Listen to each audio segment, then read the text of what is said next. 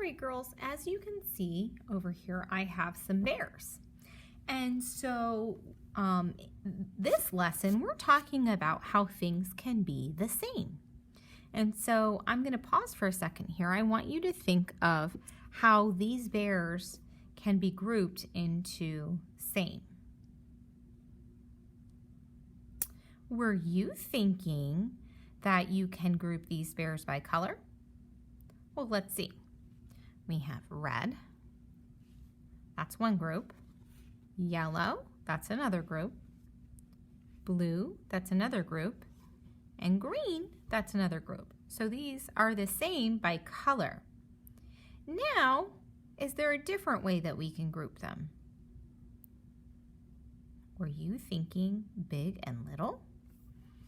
So we're going to put all the big ones together, and then we're going to put all the little ones together. Now, they're grouped by the same size, okay? So we call that sorting. When we sort things either by shape, size, or color, then that's sorting, okay? And the words that we're learning here is same. Same, here you can see that these look like twins, don't they? And so these shoes are the same shoes. These shoes are different. Can you see that they're different colors? And they're different. So those are our vocabulary words that we're getting introduced to.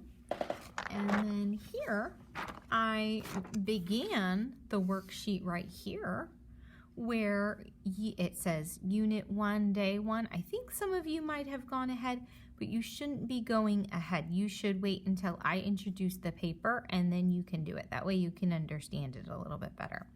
But anyways, I modeled, it says, draw a line to the shoes that are the same. Color them so that they look the same. So I started over here and I looked over here for a shoe that looked the same. And I actually, let me see if I can, you can't really see the whole page. Oh, there we go. There's most of them, okay? And so then you draw a line to match it, okay? And it's a lot like our morning work. And then you have to color it so it matches as well. So you can't put, you know, a green shoe here and a red shoe over here. It has to be the same color. And then I want you to continue on doing that. All the while, I want you to practice holding your crayons the right way, okay? So what that looks like, again, is you pinch with the fingers and then you rest, and you really need to focus on staying in the lines, okay? If you don't have that control, then you're not fluent with your writing or coloring. So you need to make sure that you are coloring your shoes in nice so that you're, you know, it's okay if you get a little bit out of the line, but most of them should be within the lines like that, okay? And then make sure that you match them down on the other side and that it's nice and neat.